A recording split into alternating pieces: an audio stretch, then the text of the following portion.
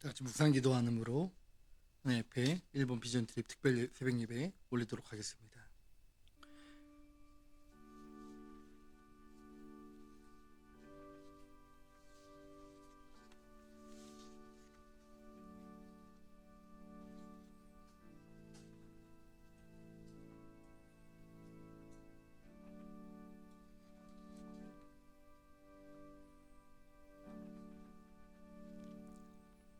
하나님 아버지, 오늘 이 새벽 하나님 옆에 나와 일본 비전 트립 특별 새벽 예배로 드릴 수 있는 시간을 허락하여 주셔서 감사드립니다. 이 시간 주님의 뜻을 구하는 시간이 되게 하시고 주님 주신 비전을 발견하는 시간이 되길 소망합니다. 팀원들이 비전 트립을 준비하는 가운데 일본 땅과 그 민족을 향하신 하나님의 선하심과 인자심을 생각하며 기도하게 하시고 우리 팀원들 개인을 향하신 하나님의 비전을 발견하는 여정이 되도록 인도하여 주옵소서. 저희들의 작은 발걸음조차도 일본 땅의 복음화로 이끄실 우리 구주 예수님 이름으로 기도드립니다. 아멘. 함께 신앙 고백합니다. 나는 전능하신 아버지 하나님, 천지의 창조주를 믿습니다. 나는 그의 유일하신 아들, 우리 주 예수 그리스도를 믿습니다. 그는 성령으로 잉태되어 동정녀 마리에게서 나시고 본디오 빌라도에게 고난을 받아 십자가에 못 박혀 죽으시고 장사된 지 사흘 만에 죽은 자 가운데서 다시 살아나셨으며 하늘에 오르시어 전능하신 아버지 하나님 우편에 앉아 계시다가 거기로부터 살아있는 자와 죽은 자를 심판하러 오십니다. 나는 성령을 믿으며 거룩한 공교회와 성도의 교제와 죄를 용서받는 것과 몸의 부활과 영생을 믿습니다. 아멘. 찬송가 505장 찬송하겠습니다. 505장 찬송입니다. 505장 찬송하신 후에 황신영 집사님께서 우리 기도 인도해 주시겠습니다.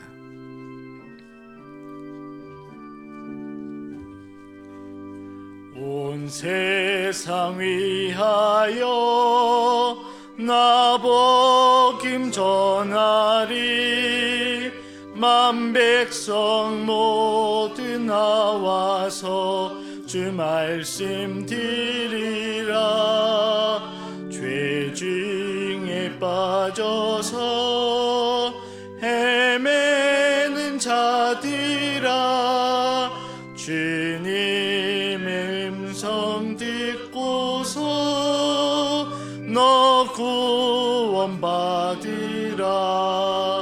전하고 기도해 매일 증인 되리라.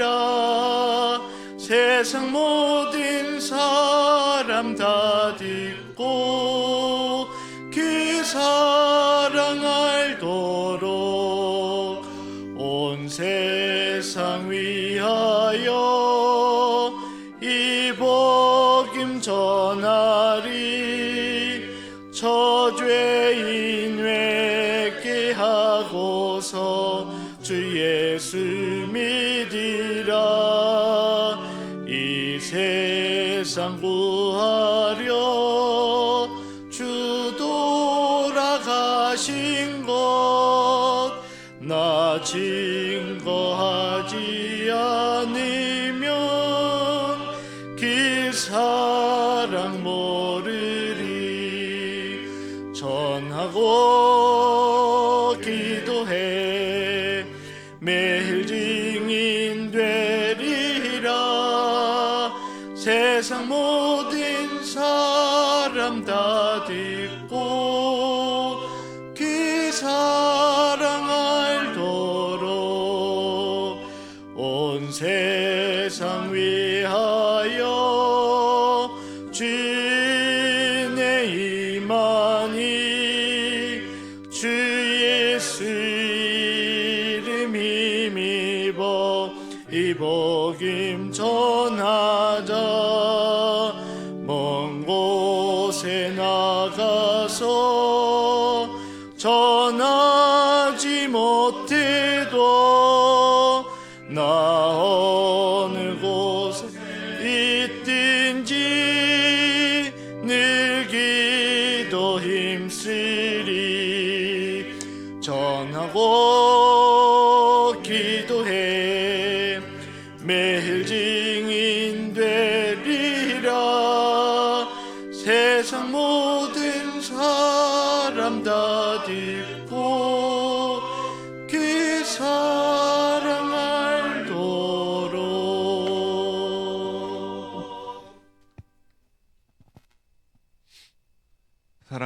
하나님 아버지, 오늘 특별 새벽 기도회를 드릴 수 있게 하여 주시고 로그스 교회 단기 선교 팀원들과 성도님들이 함께 모여 기도로 선교를 준비하게 하여 주시니 감사합니다. 일본 땅을 사랑하시는 주님, 여전히 그 영혼들을 위하여 누가 나를 대신하여 가서 나의 사랑을 전할지 그 한 사람을 찾고 계시는 주님, 그 부르심에 저희가 응답하여 나아갑니다. 저희의 발걸음을 인도하여 주시고 기도함으로 진실함으로 준비하게 하여 주시옵소서. 준비하는 모든 과정을 순조롭게 진행되게 하여 주시고 팀원들의 건강과 안전을 지켜 주시옵소서. 무엇보다 팀원들과 교회의 구령의 열정을 부어 주셔서 한 영혼을 위한 아버지의 마음을 함께 품을 수 있게 되길 기도합니다. 필요한 재정도 채워 주시고 선교지에서 우리를 기다리며 함께 동역할 삿포로 복음 자유주의 교회 교인들과 카지 목사님 네 분 그리고 조국현 선교사님 가정에도 동일한 은혜가 함께 있길 원합니다. 주의 말씀을 듣습니다. 듣는 귀와 깨닫는 마음을 주시길 원합니다. 예수님 이름으로 기도했습니다. 아멘.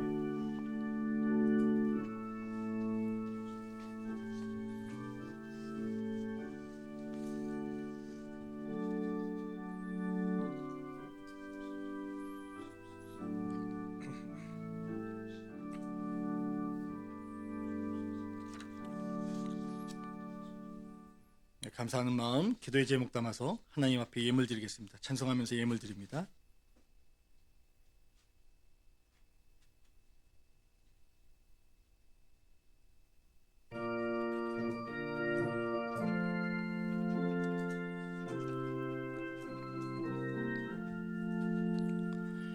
내 죄 속해 주신 주께 힘과 정성 다하니 나의 온갖 언행 심사 주를 위한 것일세. 내게 있는 모든 것을 주를 위해 바치네. 내게 있는 모든 것을 주를 위해 바치리.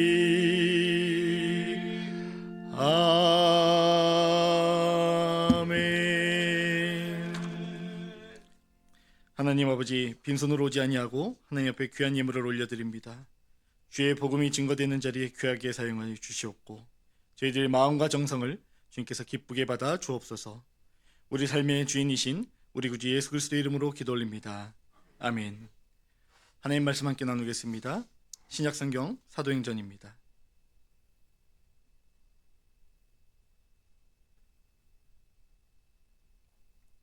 사도행전 1장 8절 함께 읽겠습니다.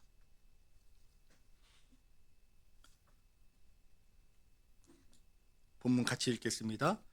오직 성령이 너희에게 임하시면 너희가 권능을 받고 예루살렘과 온 유대와 사마리아와 땅끝까지 이르러 내 증인이 되리라 하시니라. 아멘. 제가 군생활 할 때인데요, 훈령 시절에 훈련을 받는데 조교로부터 저희 동기들이 그렇게 많이 혼났어요. 많이 혼났는데 조교가 빠지지 않고 하는 말이 있더라고요.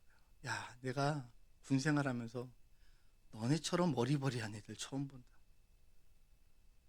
니네 기수가 아마 제일 내가 군생활하는 가운데 어리버리했던 것 같아 라는 그런 핀잔을 많이 들었었던 것 같아요. 그러고 나서 자대에 갔는데요,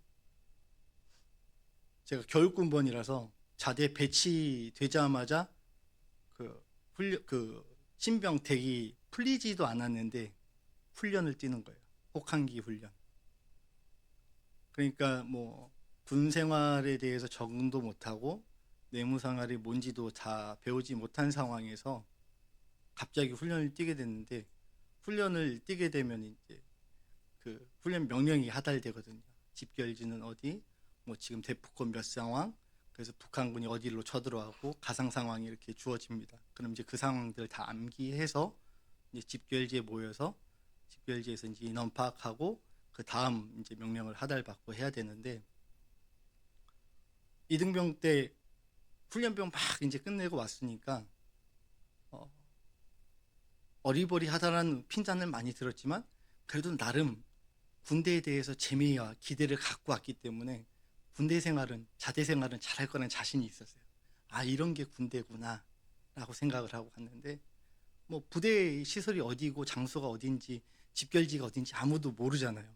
근데 전날 저녁이 돼가지고 다음날 새벽에 몇 시가 될진 모르겠지만 사단 본부에서 상황이 걸리면은 명령이 하달될 거야 하면서 그 내용들을 다 설명을 해주는 거예요. 얘기를 듣고 있는데 장소도 얘기해주고 막 하는데요. 어딘지 하나도 모르겠는 거예요. 근데 하나는 알겠어요. 아, 누구 따라가면 되겠구나. 제 사수를 따라가면 되는구나. 그건 알겠더라고요. 그래서 아침에 눈 뜨면 내가 챙겨야 될 짐들만 잘 챙기고 총 잃어버리면 안 되니까 총 챙겨서 저 사람만 잘 따라가야지. 밤에 긴장이 되더라고요. 잠이 잘 안 와요. 새벽에 4시 한 반 정도에 상황이 걸렸어요. 뭐 대포감 몇 상황 뭐 했고 암기해라고 쭉쭉쭉 읊어주고 갑니다. 그러니까 뭐를 해야 되냐면 방독면을 껴야 되는 거예요. 방독면을 써야 되는 상황에 그 훈련 명령이 떨어졌어요. 훈련병 때는 그 FM대로 하거든요. 자대 왔으니까 이제 자대 오면 보통 이제 그 필드 매뉴얼이라서 FM대로 하지 않고 막 움직이면서 방독면을 착용하는데 훈련병 막 마치고 왔잖아요. 그러니까 가스 상황이라고 얘기 들으니까 방독면 여기 가운데다 딱 차고 딱 하고 혼자서 가스 이런 거예요.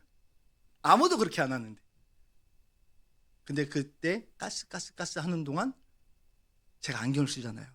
안경을 벗고 요거를 써야 되는데 방독면을 딱 쓰고 났더니 고참이 앞에 딱 있는 거예요.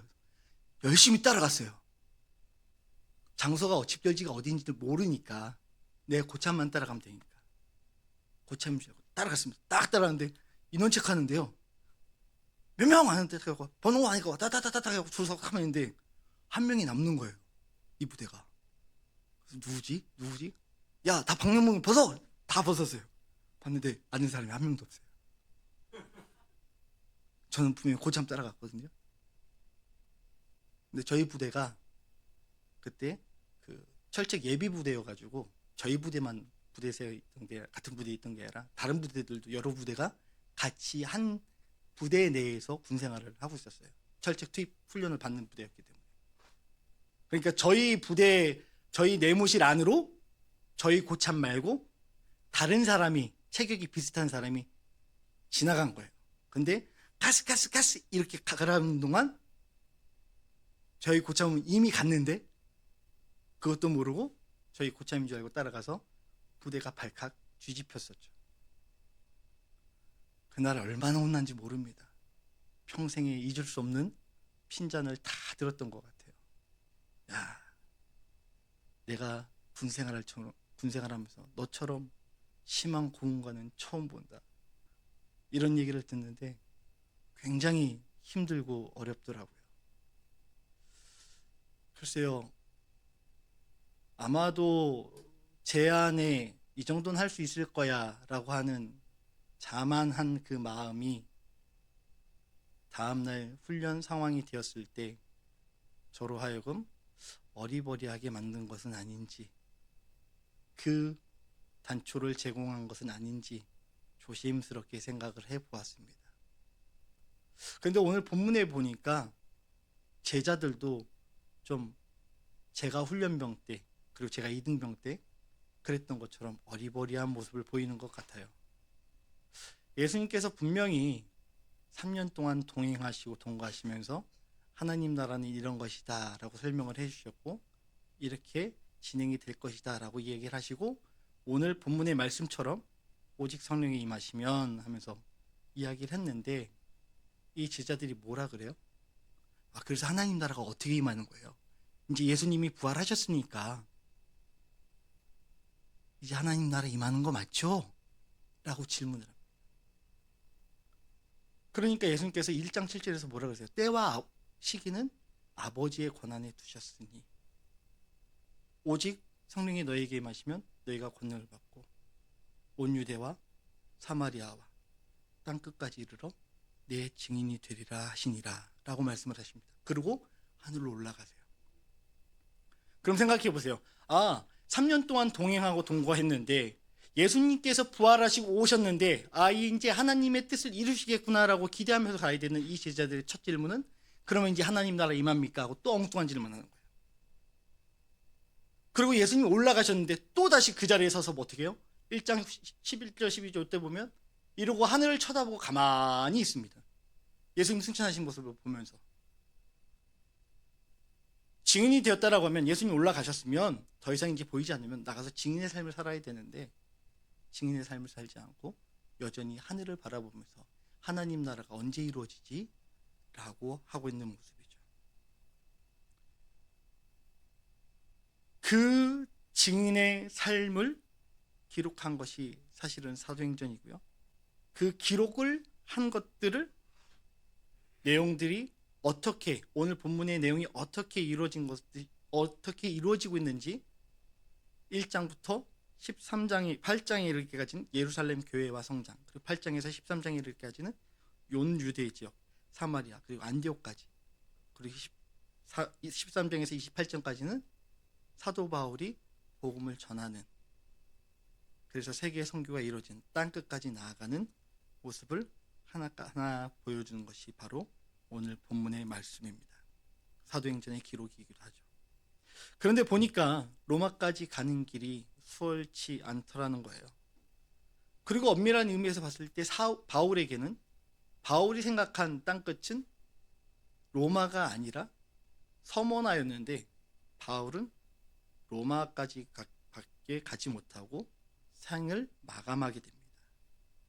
그래서인지 오늘 그 증인의 삶은 오늘 우리들에게까지 이어집니다. 그렇다면 한 가지 여쭙고 싶습니다. 여러분 지금 증인의 삶을 살고 계십니까?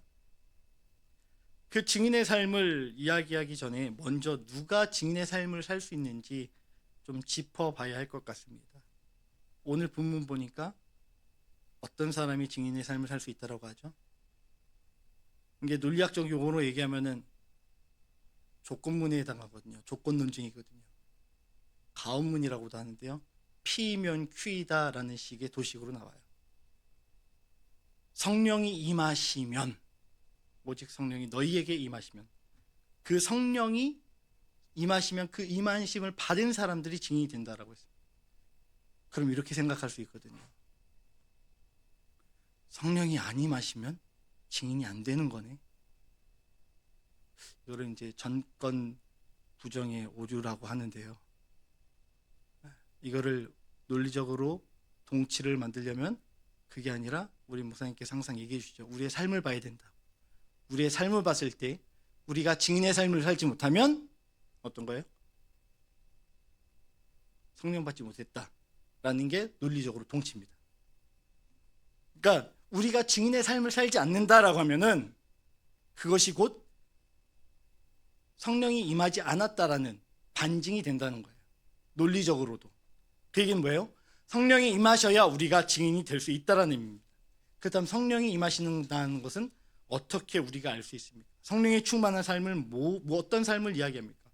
복음의 충만한 삶, 예수 그리스도의 중심의 삶, 공동체 중심의 삶, 누가 뭐라고 하더라도 예수님만 바라보는 삶, 죄에 대해서 민감하여지는 것, 그리고 하나님과의 인격 교제가 있는 것, 그리고 사명과 사역에 열정이 있는 것, 그런 것들이 성령의 열매라고 얘기해요. 그래서 사랑, 희락, 화평, 오래 참음, 자비, 양선, 이런 것들의 열매가 맺어지면 그런 삶을 성령 충만한 삶이라 일컫습니다. 그렇다면요, 그런 삶을 살면 우리가 복음을 자연스럽게 전할 수 있습니까? 성령 충만한 삶을 살더라도 복음을 전하는 게 어려움이 있다라는 거예요.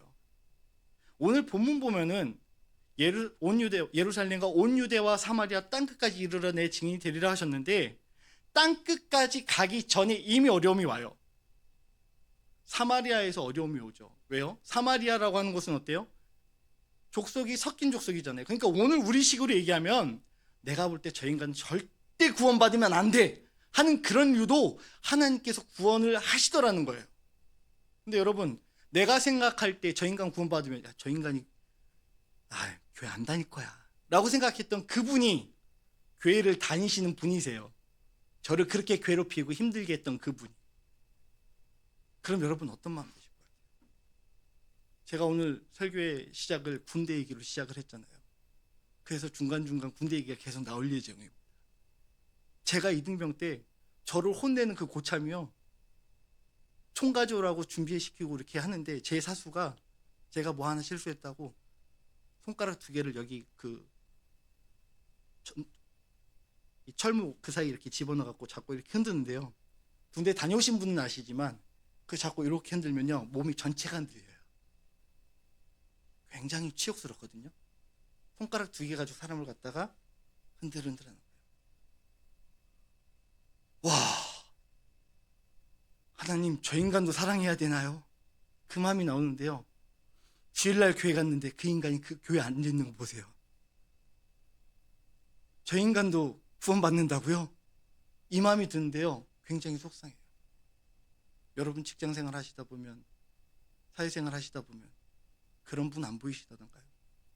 저 인간이 구원받는다고? 저 인간이 예수 믿는다고? 저 인간도 하나님 사랑하셨다고? 그런 생각 안 드세요?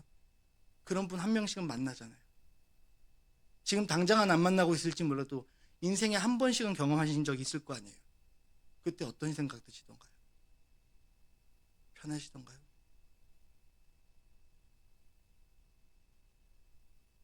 그런 사람 만나면 복음을 전하기 쉽지 않다라는 거죠. 만약에 그 사람이 복음을 전해야 될 대상이라면 그분에게 담대하게 나아가 복음을 증거하실 수 있겠습니까?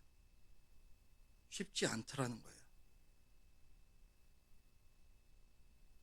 교회 내에서도 그런 분들을 만날 수 있어요. 우리 교회가 그렇게 규모가 크지 않기 때문에, 그리고 또 우리 교회 내에는 그런 분들이 안 계신 걸로 제가 알고 있는데, 교회가 어느 정도 좀 규모가 커지다 보면 교회 내에 성도들 간의 갈등이 있거든요. 그래서 신방하다 보면은, 예전 교회에서 한번 신방하다 보면 이런 경험도 있었어요.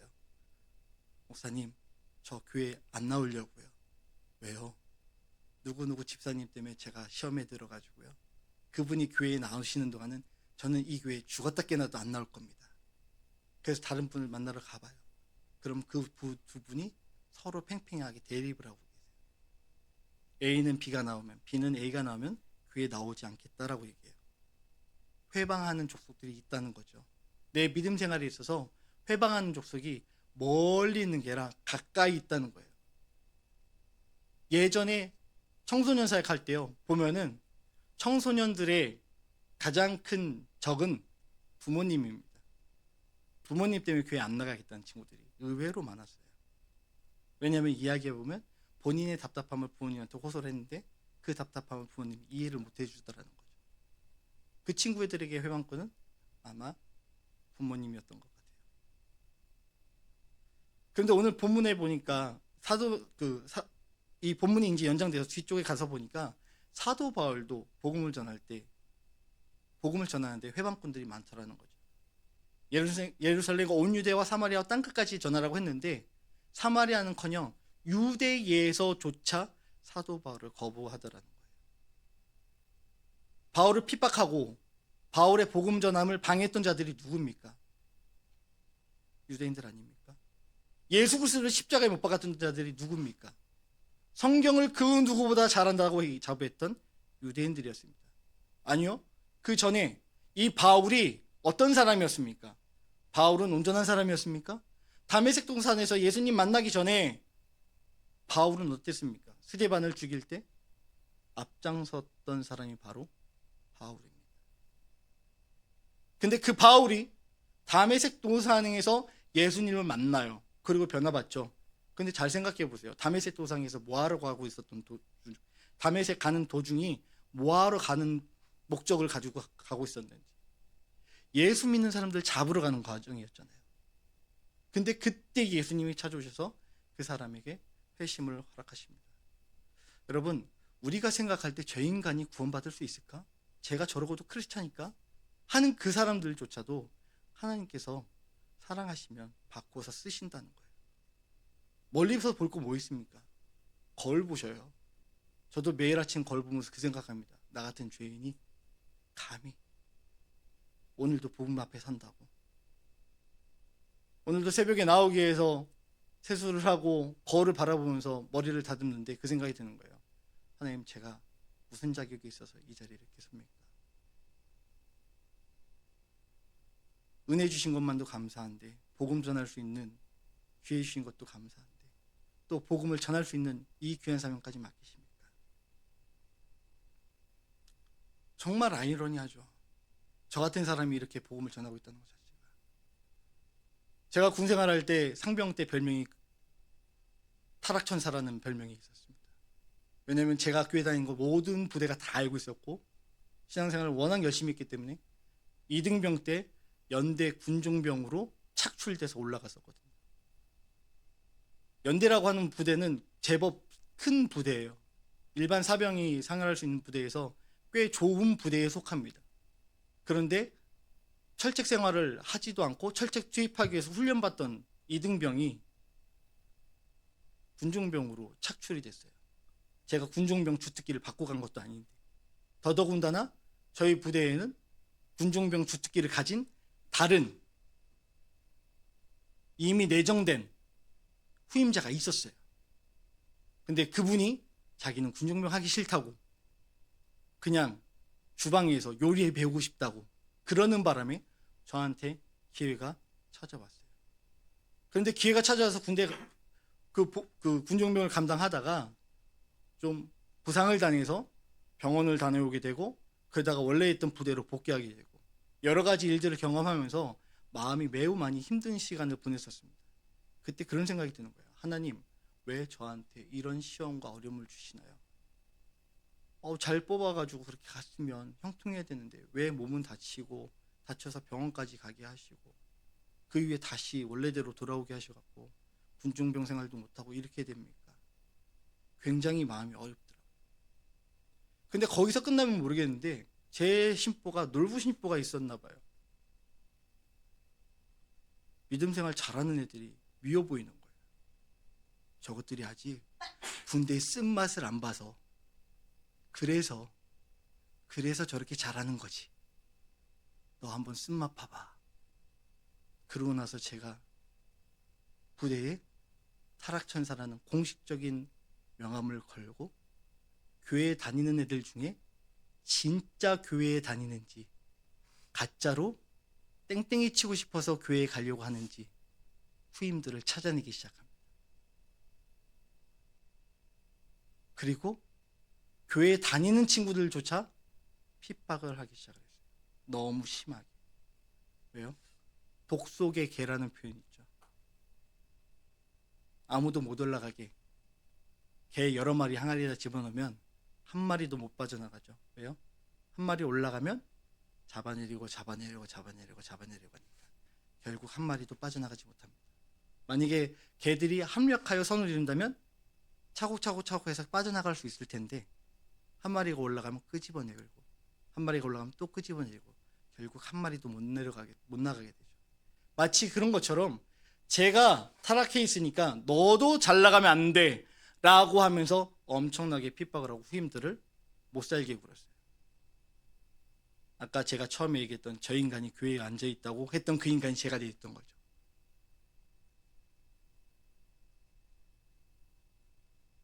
한 친구를 되게 심하게 나무랐었거든요. 그것도 한 3개월 가까이. 주일날 교회 가면 굉장히 천사처럼 잘해주다가 교회에서 나오는 순간 다시 악마가 되어서 괴롭히고. 근데 이 친구가 안 변하는 거예요. 끝까지 믿음을 지키더라고요. 그때 제 마음속에 이 친구에 대해서 고마운 마음이 생기더라고요. 그리고 괴롭히면서 응원했습니다. 버텨줘. 견뎌줘. 나는 넘어졌지만 너는 넘어지지 말아줘. 근데 감사하게 이 친구가 끝까지 견뎌줬어요.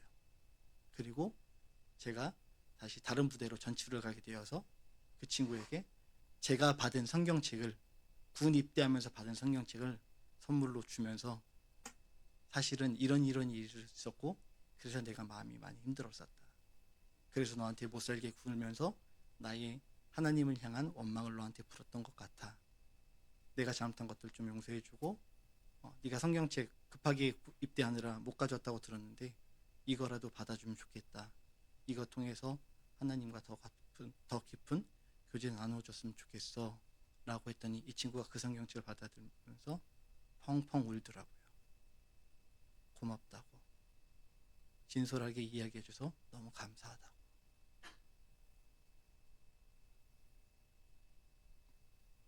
복음을 들고 땅끝까지 나아가는 그 과정 쉽지 않습니다. 땅끝은커녕 우리가 살고 있는 이 인천, 아니요, 송도 내에서도 복음을 들고 나아간다는 게, 복음을 전도한다는 그것은 버겁기만 합니다. 그런데 하물며 땅끝까지 가라고요? 인간적인 생각으로 나가려고 하면 그것은 오만입니다. 지금 우리 일본 비전 트립 팀 일본 가는데 우리 팀원 중에 일본 문화 제대로 알고 계신 분 몇 분이나 계시나요? 솔직히 일본말 가능한 분 한 분 말고 안 계신 걸로 알고 있습니다. 그런데 어떻게 나갈 수 있어요? 인간적인 기준을 생각하면 우리는 아무것도 할 수 없습니다. 나가는 것 자체가 불가능이고 어쩌면 무모한 시도입니다. 그러나 우리가 기도하고 준비하고 나갈 때 성령께서 일하심을 경험할 수 있을 줄로 믿습니다. 갈까 말까 고민하던 내가 한번 가봐야겠다라고 생각하는 게 성령의 일하심의 증거입니다. 무엇보다 피곤한 이 시기에, 이 시간 이 자리에 나와서 하나님을 찾고 하나님의 뜻을 발견하기를 원한다는 그 자체가 성령의 일하심의 증거인 줄 믿습니다. 성령께서 일하기 시작했습니다. 그러면 우리는 무엇을 해야 됩니까? 우리가 해야 될 일은 순종하는 일뿐입니다. 무엇을 해야 할지 몰라서, 어떻게 해야 할지 몰라서 아무것도 못할 수 있습니다. 예수님께서 지상명령 주셨는데 복음 전하러 가지 않고 그저 하늘만 바라보고 있었던 제자들처럼 우리도 그럴 수 있습니다. 그런데요, 하늘만 쳐다본다고 해서 기적이 일어나지 않잖아요. 근데 뭘 해야 될지 잘 몰라요. 어떻게 해야 돼요? 그럴 때는 믿음의 선배들 따라간 그 길 그대로 따라가면 됩니다. 지금 함께하는 동료들이 기도하면서 세운 계획들 하나하나씩 순종해 가시면 됩니다. 오늘 이 자리에 나오신 여러분들 축복합니다. 땅끝을 향한 첫걸음, 아니 이미 첫걸음을 떼신 분들인 줄 압니다. 나의 땅끝이 어딘지 모르지만 이미 그 땅끝을 향한 걸음은 시작이 되었습니다. 이번 비전 트립이 특별히 우리 청소년들과 청년들에게 자신의 땅끝을 발견하는 시간이 되기를 원합니다. 교회에서 나누어준 기도문 붙잡고 기도하는 것도 중요하지만 그 이전에 우리 각자에 주신 땅끝을 발견하는 것도 매우 중요하기 때문이죠. 사실 우리가 지금 비전 트립인지 단기 선교인지 그 용어에 있어서 계속해서 혼용해서 사용을 하고 있는데 사실 엄밀하게 하면 둘은 조금 다르거든요. 네. 제가 볼 때 이번에 우리 단기팀 일정은 단기팀은 단기 선교팀이라고 하는 것보다는 비전 트립 팀이라고 하는 게 더 맞지 않은가 싶어요. 왜냐하면 단기 선교라고 하는 그 자체는 어떤 훈련이 지금보다 조금 더 치밀하고 또 많이 또 준비가 되어야 되는 부분들이 있는데 우리가 지금 우리 교회의 어떤 그 역사와 이런 것들을 봤을 때 처음 시작하고 출발한다는 점에선 우리 교회에도 선교에 대한 비전을 발견하고 그리고 개인적으로도 선교에 대한 비전을 발견하고 그런 부분들에 있어서 비전을 찾아 떠나는 비전 트립이라는 네임이 더 어울리지 않을까 좀 생각을 해봅니다. 그래서 좀 이번의 시작이 잘 되어서 다음에 일정에는 진짜 단기 선교라는 이름이 어울리는 그러한 증인들이 되셨으면 좋겠습니다. 시작이 반이라고 했죠. 그런 점에서 반이상하고 있는 여러분 축복드리고요. 그리고 또 함께한 우리 사랑하는 청소년들, 젊은이들, 그리고 이 모든 함께 하시는 분들이 하나님께서 허락하신 땅끝을 발견하는 그런 여정이 되기를 함께 기도해 주시고 축복해 주시기를 부탁드립니다. 왜냐하면 언제나 선교라는 명목으로 나갈 때는 나가는 사람도 있지만 보내는 사람들도 있거든요. 어쩌면 나가는 사람보다 보내는 사람이 더 큰 힘을 발휘하는지도 모르겠습니다. 이를테면 축구 선수 국가대표는 11명이 필드에서 뛰지만 12번째 선수인 응원하는 우리들이 응원을 어떻게 하느냐에 따라서 분위기가 많이 달라지잖아요. 비록 우리 14명, 16명의 인원이 일본을 향해 나아가지만 뒤에서 후방에서 함께 기도하며 지원하는 우리들이 크게 응원하고 기도할 때 더 큰 선한 영향력을 발휘하게 될 줄로 믿습니다. 이번에 함께하는 우리 단기 선교팀, 우리 비전 트립 팀이 우리 교회와 또 한국 교회를 견인하는 주역이 될 수 있기를 함께 기도해 주시길 부탁드리겠습니다. 죄송한데 우리 단기 팀원들 잠시 그 자리에서 한번 잠시만 좀 일어나 주시겠어요? 원래는 앞으로 초청을 하려고 했는데 했으니까 그냥 앞으로 나오실까요? 네, 죄송합니다. 앞으로 좀 나와 주십시오. 네, 앞으로 좀 나와 주세요.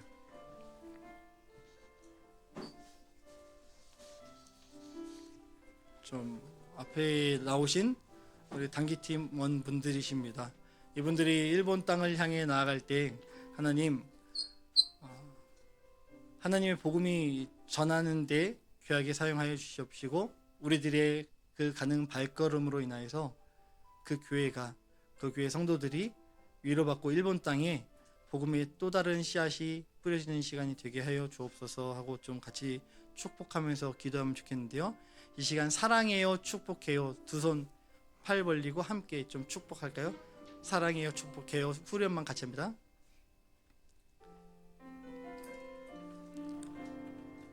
사랑해요, 축복해요. 사랑해요,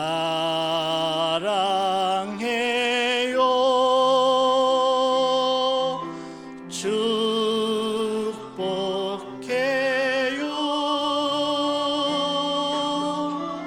여러분의 마음에 우리 다 같이 하트합니다.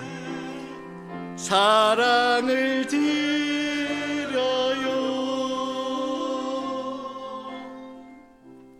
기도하겠습니다. 단기팀 가자를 서 계세요. 세상 모든 민족이 구원 얻기까지 쉬지 않으시는 하나님 아버지, 주의 손과 발되어 일본 땅에 복음을 전하고 주님께서 주시는 우리 각계의 땅의 끝을 발견하기 위해 나가는 저희 비전 트립 팀을 기억하여 주옵소서. 준비하는 가운데 하나님 뜻을 더욱 깊이 알게 하시고 복음이 무엇인지, 십자가 사랑이 무엇인지를 바로 알아 인격적으로 믿음을 고백하고 성령이 임하신 삶의 증표로서 증인의 삶을 살아갈 수 있도록 인도하여 주시고, 이번 비전 트립이 일본 현지에서 사역하시는 선교사님과 가정, 그리고 삿포로 복음 자유교회 성도들과 모든 지역 주민들에게도 위로와 하나님 주시는 격려가 있도록 허락하여 주옵소서.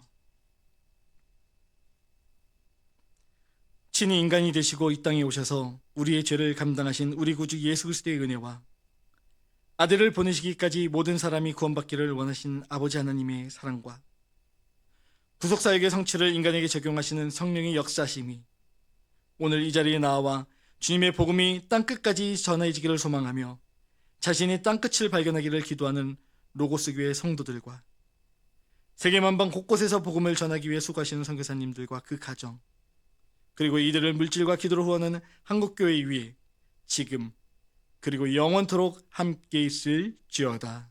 아멘.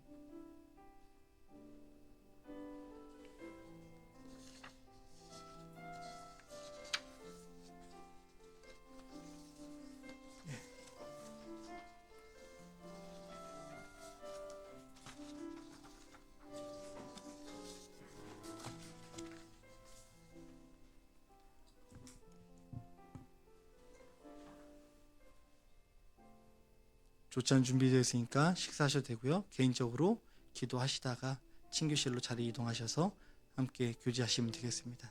각자 자리에서 기도하시기 바랍니다.